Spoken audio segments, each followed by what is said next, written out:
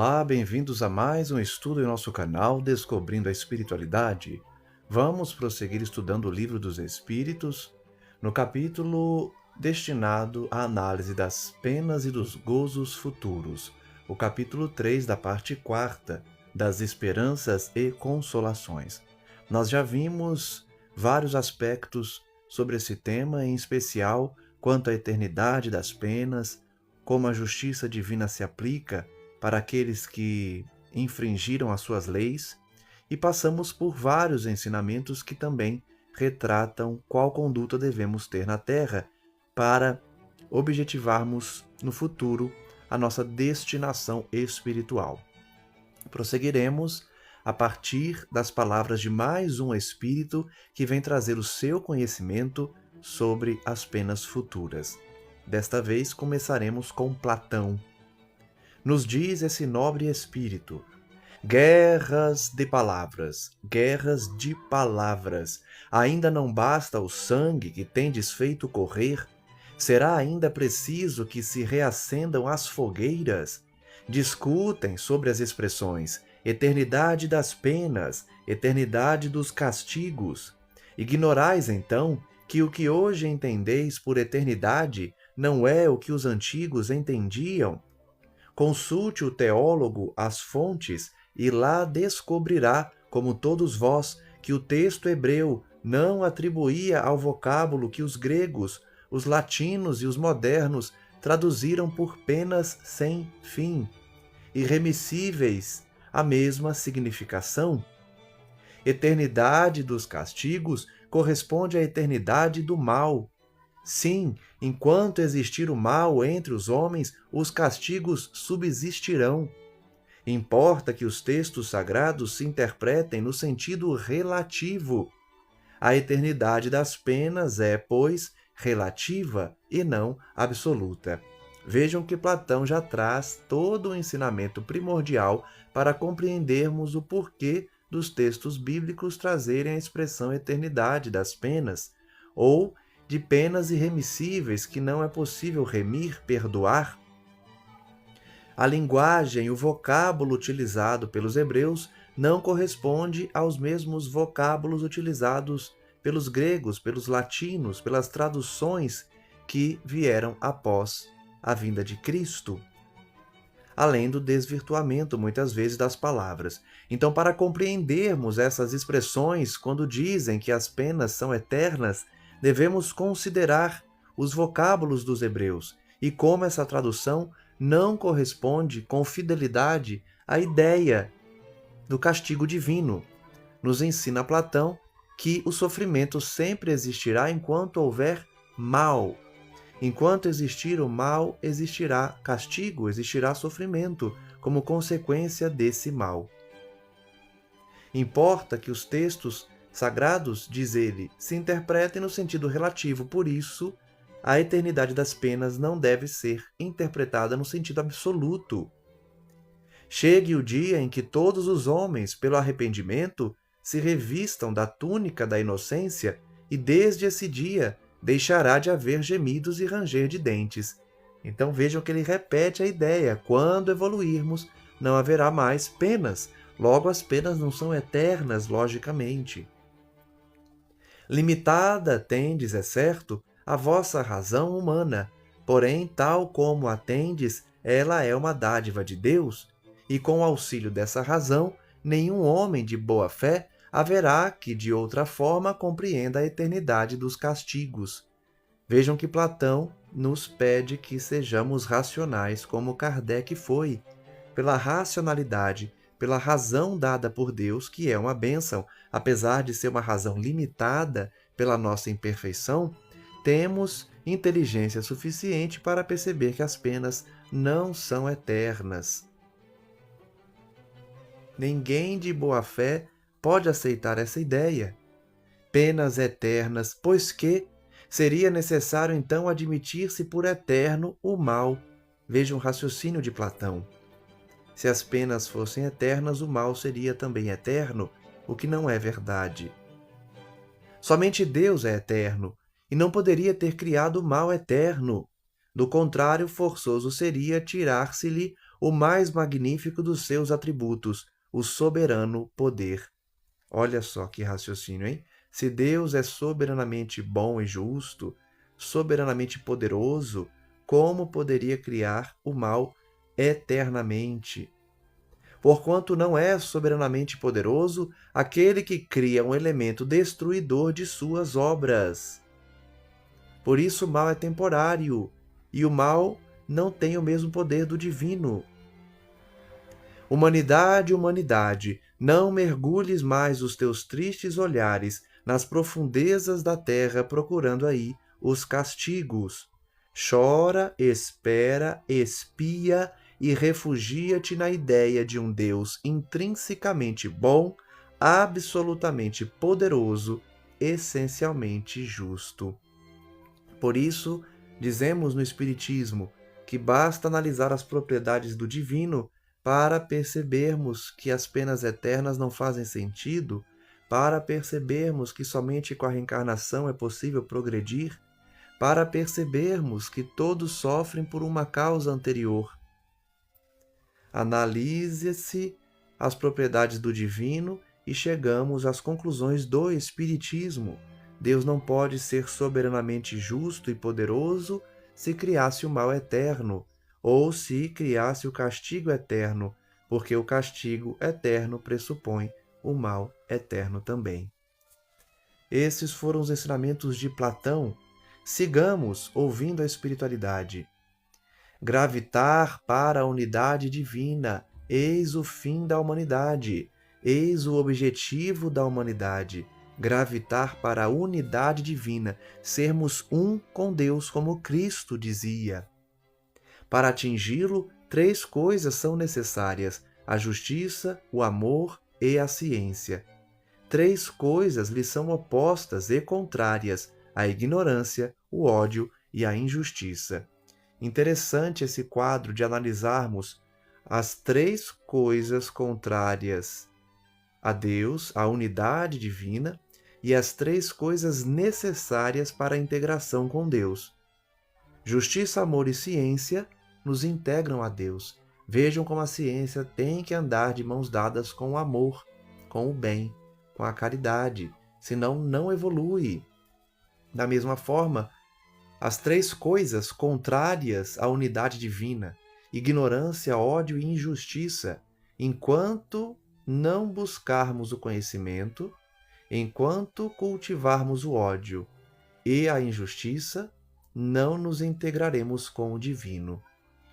Pois bem, digo-vos em verdade que mentis a esses princípios fundamentais, comprometendo a ideia de Deus com o lhe exagerardes a severidade.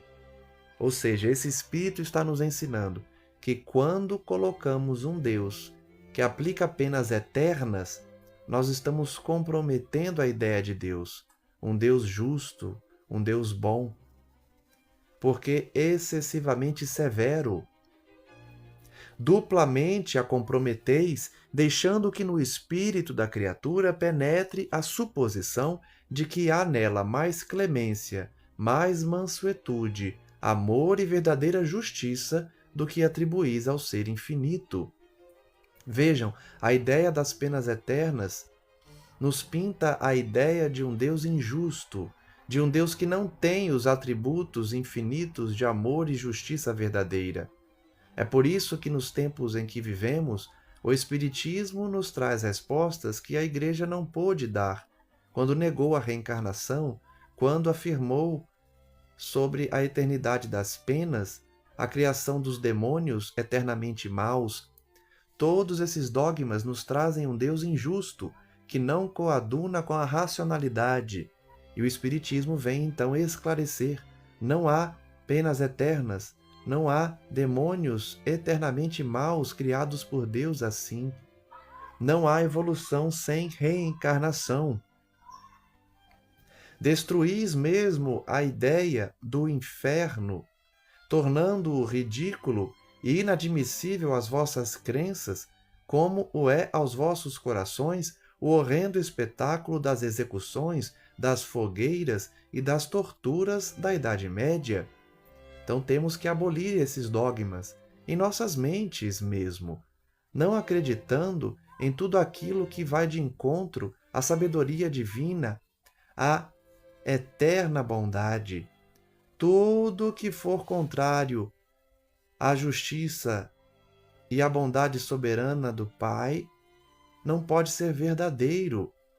Por isso ele fala em destruir a ideia do inferno, porque o inferno é um local de penas eternas, de sofrimento eterno, sem perdão. Isso não coaduna com a grandeza divina. Pois que, quando banida se acha para sempre das legislações humanas a era das cegas represálias, é que esperais mantê-la no ideal? Olha a pergunta que ele faz.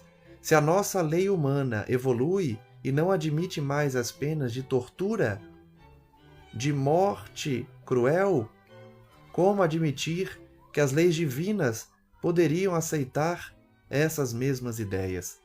Ó, crede-me, irmãos em Deus e em Jesus Cristo, crede-me, ou vos resignais a deixar que pereçam nas vossas mãos todos os vossos dogmas, de preferência que se modifiquem, ou então revivificai-os, abrindo-os aos benfazejos eflúvios que os bons, neste momento, derramam neles. Olha que pedido bonito!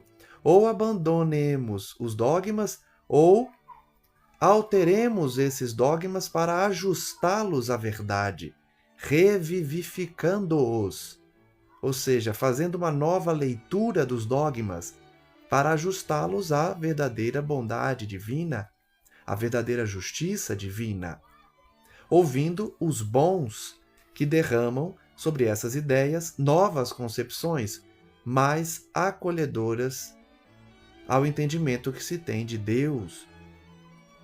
A ideia do inferno, com as suas fornalhas ardentes, com as suas caldeiras a ferver, pôde ser tolerada, quer dizer, era perdoável num século de ferro.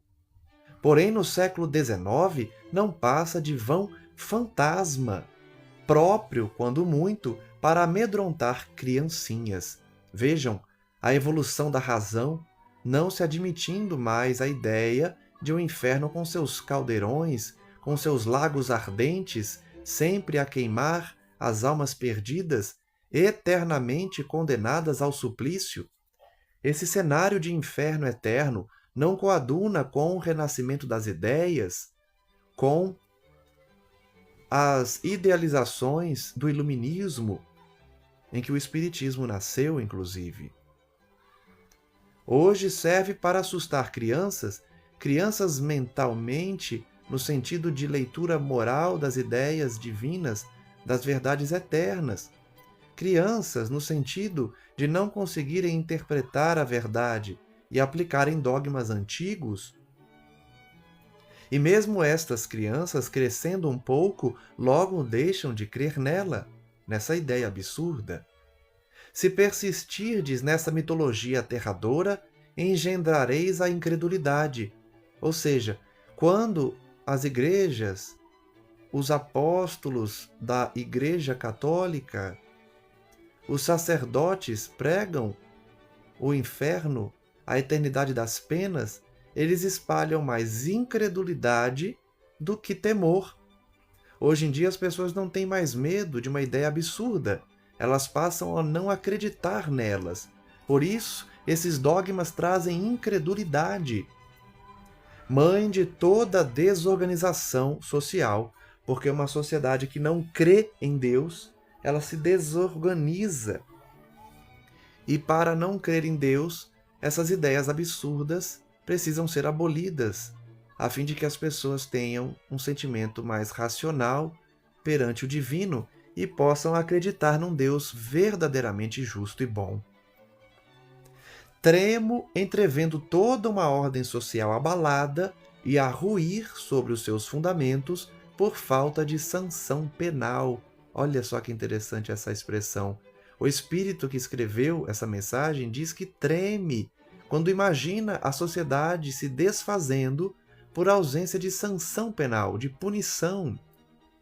Homens de fera ardente e viva, vanguardeiros do dia da luz, mãos à obra, não para manter fábulas que envelheceram e se desacreditaram, mas para reavivar, revivificar a verdadeira sanção penal sob formas condizentes com os vossos costumes, os vossos sentimentos e as luzes da vossa época.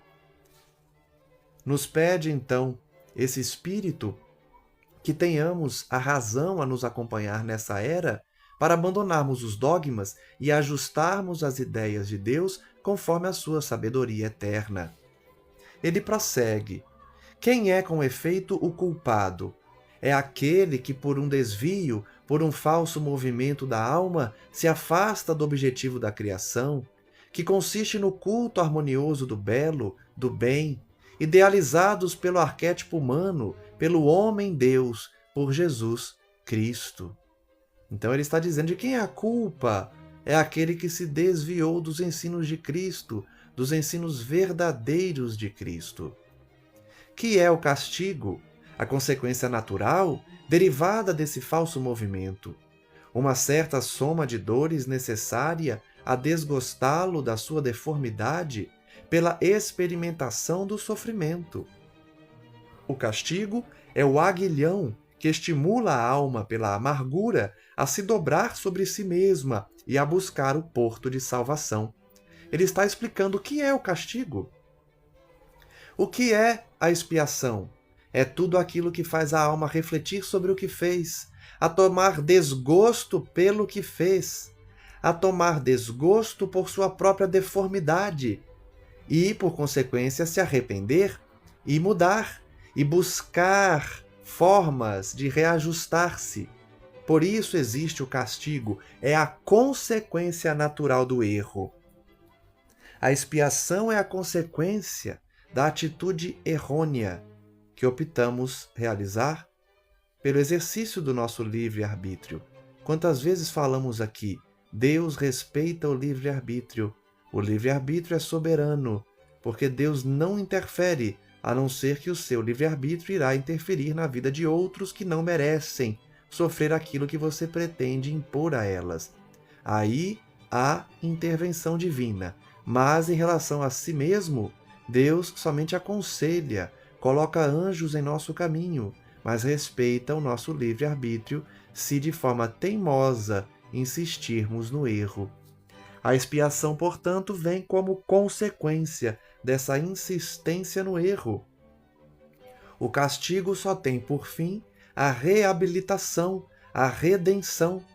É o único objetivo do castigo, da expiação, do sofrimento: redimir o culpado, o arrependido, para que volte ao caminho do bem.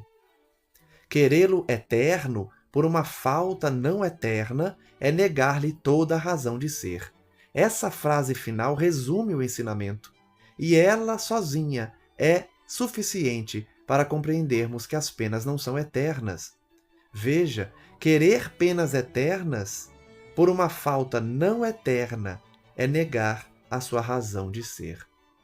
Se a falta cometida não é eterna, se a falta cometida não traz consequências eternas, como imaginar que a sua punição será eterna também? Então sabemos, a punição é proporcional ao delito. É assim na lei humana, é assim na lei divina. Iremos receber a consequência exata dos nossos atos, repondo aquilo que tiramos. Se foi um furto, iremos repor o objeto furtado. Se foi a vida de alguém, iremos devolver a vida de alguém, dando tudo de nós para que a pessoa viva numa outra encarnação. E assim por diante. Pagamos exatamente por aquilo que devemos e assim nos reajustamos perante a lei divina. Ele prossegue, e agora descobrimos que essa mensagem é de Paulo, o apóstolo, por isso a mensagem tão completa e perfeita, uma mensagem tão profunda. Nos ensina esse apóstolo: em verdade vos digo, cessai de pôr em paralelo na sua eternidade o bem, essência do Criador, com o mal, essência da criatura. Vejam a diferença que há na pregação da igreja, não é? O bem é a essência do Criador, mas o mal não é a essência do diabo, não é a essência de um ser infinitamente mau e criado para ser mau. E sim, o mal é a essência da criatura. Somos nós que erramos e criamos o mal, nos afastando do bem, que é, de fato, a essência de Deus. O bem, sim, é eterno, porque é atributo de Deus. O mal, não. O mal não é atributo de Deus, logo não é eterno. O mal é atributo da criatura, que enquanto assim desejar, enquanto assim utilizar seu livre-arbítrio, será mal. Mas quando se arrepender e direcionar o seu livre-arbítrio para o bem, vai deixar de ser mal, vai abandonar o caminho do mal e, consequentemente, o castigo, deixando de ser, assim, eterno. Seria criar uma penalidade injustificável. Afirmai, ao contrário, o abrandamento gradual dos castigos e das penas pelas transmigrações e consagrareis a unidade divina por meio da razão unida ao sentimento. Esse último parágrafo que Paulo nos entrega nos traz a ideia da reencarnação como o abrandamento gradual das penas, dos castigos e a nossa caminhada para a unidade divina. Então, não podemos colocar em paralelo o bem eterno do Criador com o mal das criaturas. Só vai subsistir o bem, só vai permanecer o bem, o mal vai deixar de existir quando a criatura finalmente regressar ao bom caminho por meio das transmigrações, das reencarnações, e assim abandonar o velho caminho do erro. Vejamos a próxima mensagem. Com o atrativo de recompensas e temor de castigos, procura-se estimular o homem para o bem e desviá-lo do mal. Se esses castigos, porém, lhe são apresentados de forma que a sua razão se recuse a admiti-los, nenhuma influência terão sobre ele. Ele está falando aqui do que foi dito por Paulo também. Quando o ensinamento não coaduna com a razão, com a bondade de Deus, as pessoas passam a não acreditar. Gera, por isso, incredulidade. Não haverá, portanto, influência sobre os homens se as ideias apresentadas pelo divino ofenderem a sua razão. Não terão influência porque recusarão admitir ideias absurdas. A ideia das penas eternas é assim, trazendo mais incredulidade do que temor. O objetivo das recompensas e dos castigos é trazer um estímulo aos homens, mas esse estímulo, quando é absurdo, não tem influência sobre ele. Longe disso, rejeitará tudo, a forma e o fundo, ou seja, se tornará um descrente, alguém que não acredita sequer em Deus, porque para ele esse Deus é injusto. Se, ao contrário, lhe apresentarem o futuro de maneira lógica, ele não o repelirá. O Espiritismo lhe dá essa explicação. O Espiritismo apresenta, de fato, um futuro lógico, como consequência de nossas atitudes. Não apresenta um Deus que escolhe quem vai ser feliz ou infeliz, que escolhe quem vai receber um dom ou não, um talento ou não, mas sim demonstra que Deus cria todos iguais e cada um conquista os seus talentos, recebe as bênçãos divinas, né? E resolvem guardá-las ou investir nelas, como temos na parábola dos talentos. Compete a cada um, depois de receber os talentos, de desenvolvê-los, de aplicá-los e não guardá-los como faz um dos servos e depois é punido por isso. Então o Espiritismo traz a explicação também de que não há penas eternas, porque isso contraria a justiça divina. A doutrina da eternidade das penas, em sentido absoluto, faz do ente supremo um Deus implacável, de fato um Deus que se vinga, e que por uma falta condena um filho seu eternamente ao sofrimento, ao suplício de um lago de fogo, de um caldeirão fervente. Seria lógico dizer-se de um soberano que ele é muito bom, muito magnânimo, muito indulgente, que só quer a felicidade dos que o cercam, mas que ao mesmo tempo é cioso, vingativo, de inflexível rigor e que pune com um castigo extremo as 3/4 dos seus súditos por uma ofensa ou por uma infração de suas leis, mesmo quando praticada pelos que não as conheciam? Não haveria aí contradição? Ora, pode Deus ser menos bom do que o seria um homem? Então vejam o exercício que esse Espírito nos pede, o raciocínio que ele pede que tenhamos. Se um rei pune 3/4 dos seus súditos por uma única falha, e pune-os com uma severidade tamanha que não terão qualquer perdão, esse rei pode ser considerado Deus? Esse rei pode ser considerado alguém soberanamente bom e justo? Então, por esse exercício, a gente consegue enxergar o absurdo da eternidade das penas. Mais uma contradição se apresenta aqui, pois que Deus tudo sabe, sabia, ao criar uma alma que ela viria a falir. Teria, pois, desde a sua formação, sido destinada à desgraça eterna. De fato, não é? Se Deus tudo sabe, saberia que nós iríamos errar, pecar. Então ele já nos criou condenados.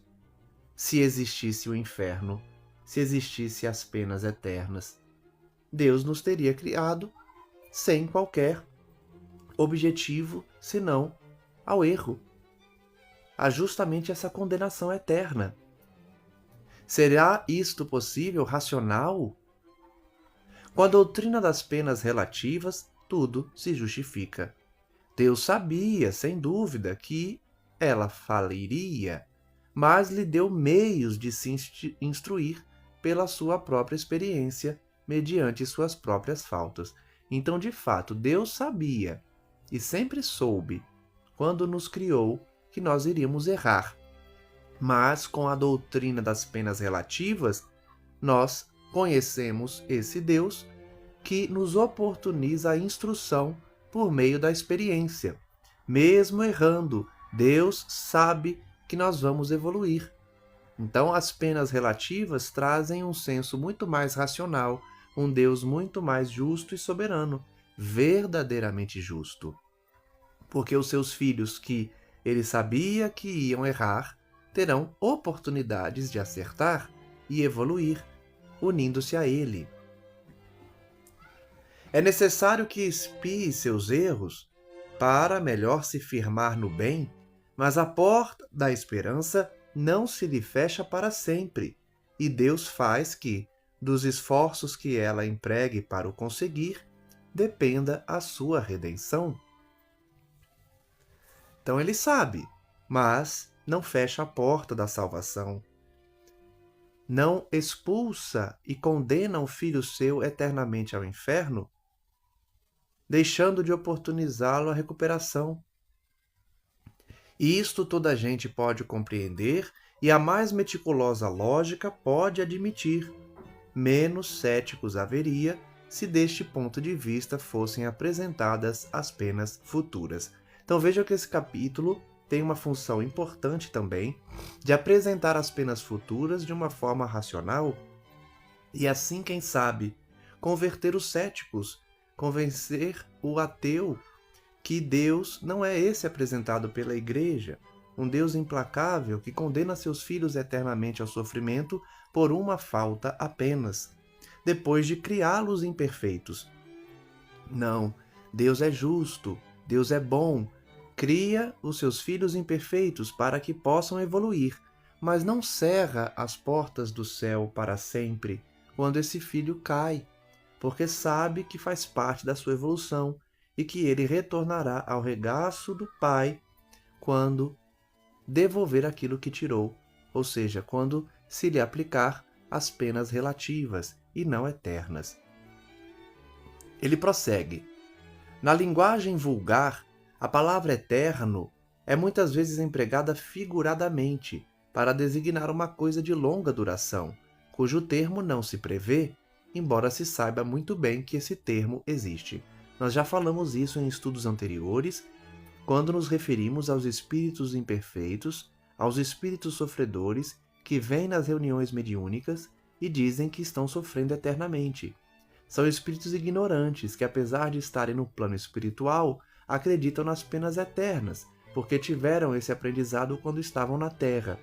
E, além disso, sofrem tanto que acham que sofrerão para sempre, porque não conseguem enxergar o fim dos seus sofrimentos. Mas nós sabemos que esse sofrimento não é eterno. Dizemos, por exemplo, os gelos eternos das altas montanhas ou dos polos, embora saibamos, de um lado, que o mundo físico pode ter fim, e de outro lado, que o estado dessas regiões pode mudar pelo deslocamento natural do eixo da Terra ou por um cataclismo. Então vejam, ele está usando uma linguagem figurada, um exemplo, para percebermos que nós, quando falamos dos gelos eternos dos polos norte e sul, sabemos que não é eterno, porque um dia um planeta vai acabar. E esse gelo vai se derreter, vai se destruir. Um dia o eixo da Terra vai se modificar, e esse gelo vai derreter também. Então a gente usa a expressão eterno, mas não, logicamente, para coisas eternamente na mesma situação. Assim, nesse caso, o vocábulo eterno não quer dizer perpétuo ao infinito. Quando sofremos de uma enfermidade duradoura, dizemos que o nosso mal é eterno, que há, pois, de admirar em que espíritos que sofram há anos, há séculos, há milênios mesmo, assim também se exprimam. Não esqueçamos principalmente que, não lhes permitindo a sua inferioridade divisar o ponto extremo do caminho, creem que terão de sofrer sempre, o que lhes é uma punição. Então foi o que eu falei agora há pouco, né? Os espíritos sofredores acreditam que vão sofrer eternamente, porque eles não conseguem enxergar o fim desse sofrimento. Vamos então para o último parágrafo do estudo de hoje. Ademais, a doutrina do fogo material, das fornalhas e das torturas, tomadas ao tártaro do paganismo, está hoje completamente abandonada pela alta teologia, e só nas escolas esses aterradores quadros alegóricos ainda são apresentados como verdades positivas, por alguns homens mais zelosos do que esclarecidos, que assim cometem grave erro, porquanto as imaginações juvenis, libertando-se dos terrores, poderão ir aumentar o número dos incrédulos. Então, aqui é Kardec falando, né? Kardec está dizendo que nem os altos teólogos hoje assumem, admitem a existência desses infernos eternos, dos chamados tártaros do paganismo, as torturas e fornalhas, não é? De pessoas que estão ali sofrendo eternamente. Apenas alguns ainda pregam isso nas escolas e acabam causando mais incredulidade, ausência de crença nos jovens do que temor. A teologia reconhece hoje que a palavra fogo é usada figuradamente e que se deve entender como significando fogo moral. Olha só, nós já estudamos que o fogo moral é muito mais doloroso do que o fogo físico, ou seja, o sofrimento moral é pior do que sofrer na carne. Nós já falamos das aflições que os espíritos culpados sentem. É uma aflição muito pior do que a aflição aqui da terra. É isso que significa fogo, não fogo eterno, mas sofrimento tão difícil de se enfrentar no mundo espiritual que aparenta eternidade. Os que têm acompanhado como nós as peripécias da vida e dos sofrimentos de além-túmulo, através das comunicações espíritas, puderam convencer-se de que, por nada terem de material, elas não são menos pungentes. Kardec está reafirmando aqui: os sofrimentos no plano espiritual são mais dolorosos que os sofrimentos da terra. Ele constatou isso pela comunicação de vários espíritos nas reuniões mediúnicas. Mesmo relativamente à duração, alguns teólogos começam a admiti-la no sentido restritivo acima indicado, e pensam que, com efeito, a palavra eterno se pode referir às penas em si mesmas como consequência de uma lei imutável, e não à sua aplicação a cada indivíduo.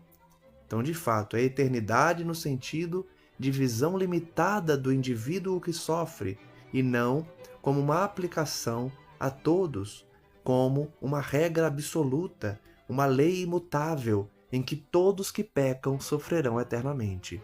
Essa regra não corresponde à realidade. No dia em que a religião admitir esta interpretação, assim como algumas outras também decorrentes do progresso das luzes, muitas ovelhas desgarradas reunirá. Então vejam que Kardec está profetizando aqui. Quando as religiões abandonarem esses dogmas, essas concepções de eternidade das penas, ou de que não existe reencarnação, ou que não existe evolucionismo, todas essas ideias que deverão ser adaptadas à verdade, muitos se converterão, porque perceberão que Deus de fato é justo, é bom. As suas leis correspondem à razão e não mais a uma visão limitada e de um Deus implacável. Encerramos assim o estudo de hoje, agradecendo a espiritualidade pelo conhecimento, pelo esclarecimento, agradecendo a todos que nos acompanham, que estão se libertando dos dogmas, dos pensamentos antiquados em relação à lei divina e finalmente enxergando o Deus soberanamente bom e justo que criou leis imutáveis e eternas que não poderiam jamais condenar os seus filhos a sofrimentos eternos. Que possamos de uma vez por todas nos desvencilharmos, abandonarmos a ideia das penas eternas e de tantas outras ideias absurdas que muitas vezes a Igreja nos impõe para que tenhamos medo do futuro, para que tenhamos medo do após a morte, do além-túmulo, sabendo que Deus, na sua justiça soberana, irá sim punir aqueles que infringiram suas leis, mas sempre trará as portas abertas para aquele que sinceramente se arrepende e busca a reparação do mal que fez.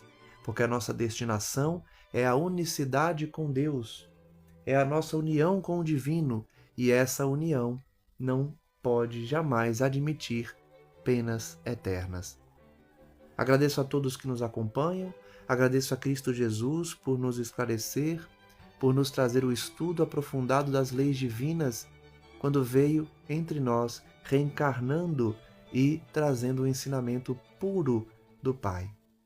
Obrigado, mestre amigo, obrigado aos responsáveis pela divulgação da doutrina espírita e que os bons espíritos, os mentores espirituais, a espiritualidade amiga possa nos envolver para continuarmos a estudar mais e mais, compreendendo pouco a pouco as leis divinas e compreendendo a vontade do Pai em nossas existências.